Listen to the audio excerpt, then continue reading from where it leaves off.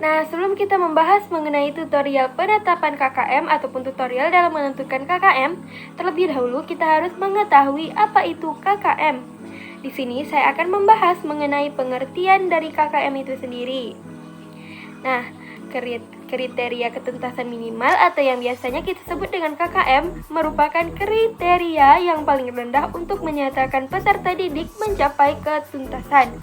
Nah, KKM ini harus dibuat ataupun harus ditetapkan pada awal tahun pembelajaran oleh satuan pendidikan berdasarkan hasil musyawarah ataupun hasil dari sidang Dewan Guru.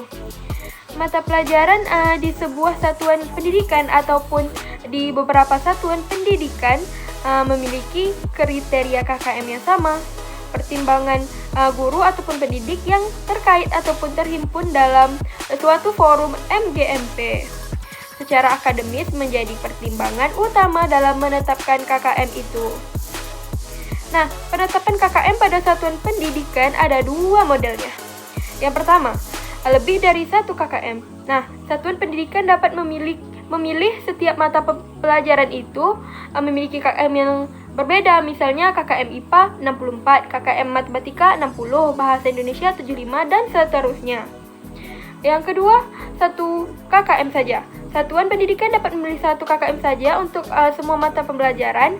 Setelah KKM setiap mata pelajaran ditentukan, kemudian KKM satuan pendidikan dapat ditetapkan dengan memilih KKM yang terendah, kemudian rata-ratanya atau modus dari seluruh KKM mata pelajaran tersebut.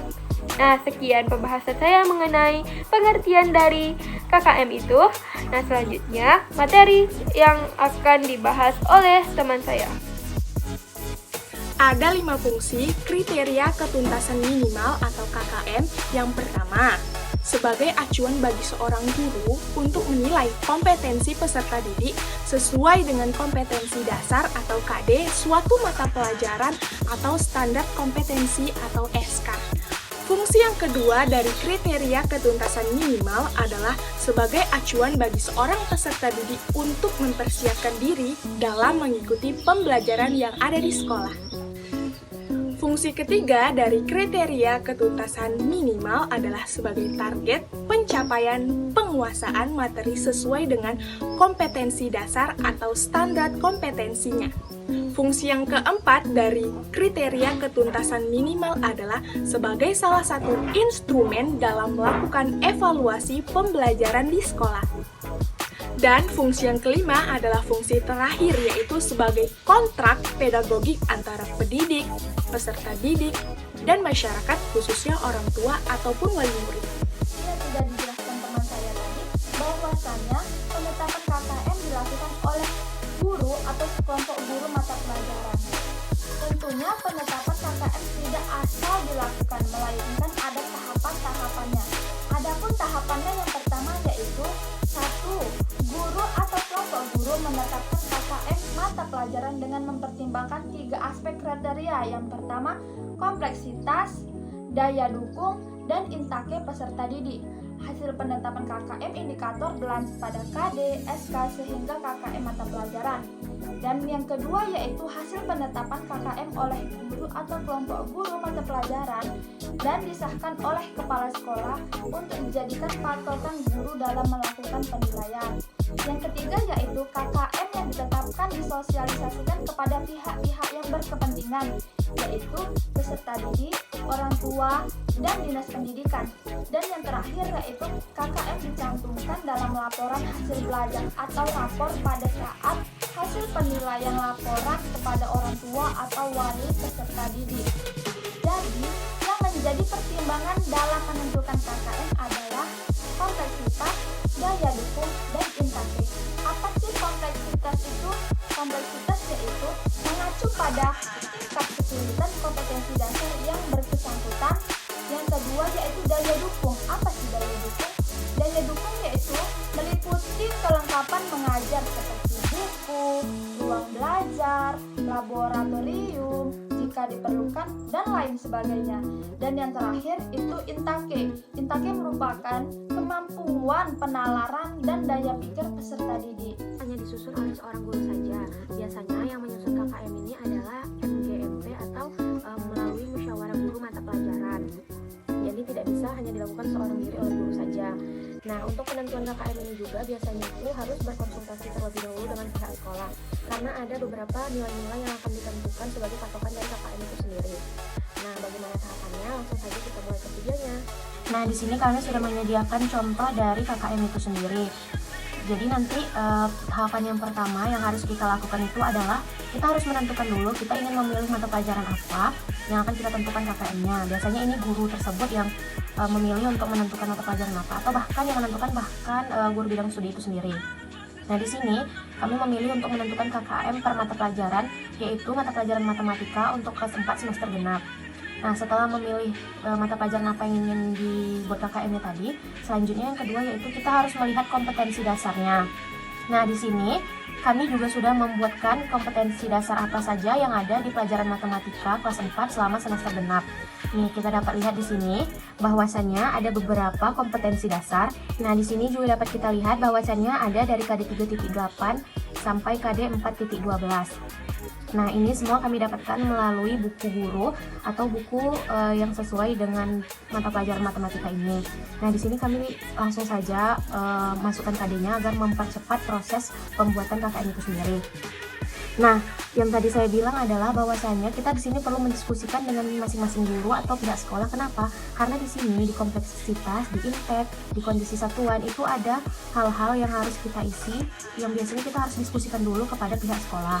Nah, setelah kita mendiskusikan itu tadi kepada pihak sekolah, atau sebenarnya guru bisa saja membuatnya terlebih dahulu setelah rancangan KKM ini jadi, maka guru bisa mendiskusikannya ke pihak sekolah apakah KKM ini sudah diterima oleh pihak sekolah atau tidak. Jadi nanti KKM yang telah dibuat sendiri oleh guru itu bisa dievaluasi kembali oleh pihak sekolah. Nah, di sini nanti kita bisa susun angka sesuai dengan kemampuan dari KD itu sendiri. Misalnya untuk KD menganalisis segi banyak, bagaimana kompleksitas dari KD itu, apakah KD itu terlalu sulit bagi siswa kelas 4 atau bagaimana. Nah, kita bisa isi angka, misalnya angka itu dari rentang 50 sampai 100, dan menurut kita menganalisis segi banyak itu tidak terlalu sulit loh, kan? Jadi kita bisa mengisi misalnya angka 60 saja. Nah, seperti itu. Nah, untuk konteks ini sendiri, bagaimana karakteristik dari KD itu. Jadi kita bisa mengisi sesuai dengan menurut kita seperti apa kesulitan setiap KD. Kalau yang kondisi satuan ini, kita lihat misalnya untuk menganalisis segi banyak ini, bagaimana kondisi di sekolah kita apakah kita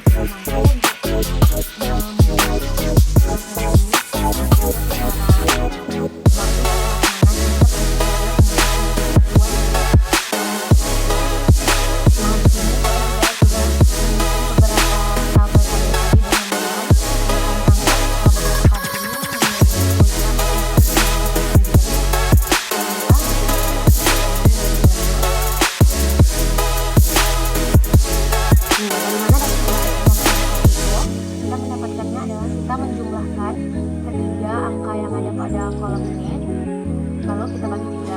Jadi 80 ditambah 80 ditambah 75, maka dibagi 3 hasilnya adalah 78. Jadi untuk menghadapi 78 ini, KKM kebijakan itu adalah 78. Maka jika pada kali ini kita mendapatkan nilai di bawah 78, maka kita mendapatkan KKM-nya. Nah, sebenarnya tidak hanya sampai di situ saja. Setelah kita menentukan pada masing-masing KD, bahwa kita mendapatkan KKM pelajarannya. KKM mata pelajaran ini didapatkan dari KKM KD ini tadi. Kita jumlahkan, lalu kita bagi sebanyak ada berapa KD pada semester itu. Kita mendapatkan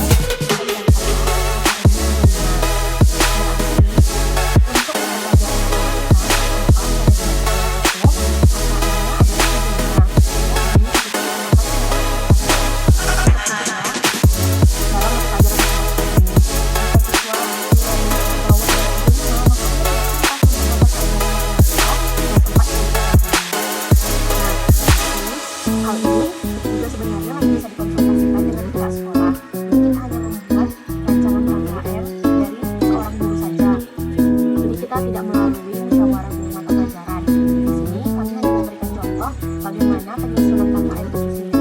pelajaran Jadi nilai-nilai ini juga ini hanya berdasarkan perkiraan kita. perkiraan apakah untuk KD ini terlalu sulit atau terlalu mudah. Jadi kita hanya memasukkan nilai sendiri sesuai apa yang kita perkirakan. Jadi seperti itu. Nah, sebenarnya sebaiknya untuk menentukan KKM ini sendiri memang perlu konsultasi dari guru mata pelajaran, karena yang mengajar mata pelajaran ini kan bukan cuma kita sendiri.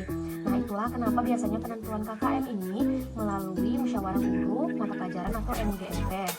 Yang biasanya MGMP ini dilaksanakan di salah satu sekolah dengan mendatangkan beberapa guru mata pelajaran untuk saling membahas mengenai KKM dari mata pelajaran tersebut. Nah, demikianlah penjelasan dari kelompok kami mengenai tahapan-tahapan dari penyusunan KKM itu sendiri. Semoga teman-teman semua dapat mengerti bagaimana yang kami jelaskan, karena apa yang kami jelaskan itu sebenarnya hanya untuk patokan peraturan guru saja. Makanya untuk menentukan nilai-nilai itu sesuai dengan perkiraan guru itu sendiri, tidak melalui pengamatan-pengamatan pada sekolah itu. Jadi sekiranya lebih kurang seperti itulah cara menentukan KKM mata pelajaran pada sekolah dasar. Apabila ada kesalahan dalam menentukan KKM ini atau mungkin ada teori-teori yang salah yang kami jelaskan, kami mohon maaf. Demikianlah penjelasan dari kelompok kami. Apabila ada yang salah, kami mohon maaf. Assalamualaikum warahmatullahi wabarakatuh.